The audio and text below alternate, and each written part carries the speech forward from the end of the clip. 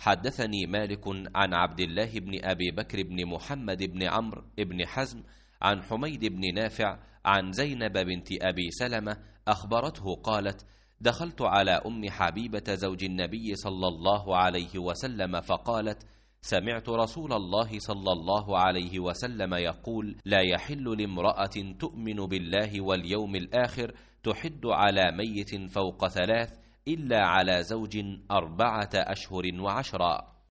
अब्दुल्लाह बिन अबी बकर ने बयान किया, उनसे मोहम्मद बिन उमरो बिन हज़म ने, उनसे हमीद बिन नाफ़े ने, उनको ज़ैनब बिनते अबी सलमा ने ख़बर दी कि वो नबी करीम सल्लल्लाहु अलैहि वसल्लम की ज़ौजा मुताहरा हज़रत उम्मे हबीबा रदियल्लाहु अन्हा के पास गई तो उन्होंने फ़रमाया कि मैंने रसूलुल्लाह सल्लल्लाहु अलैहि वसल्लम से सुना है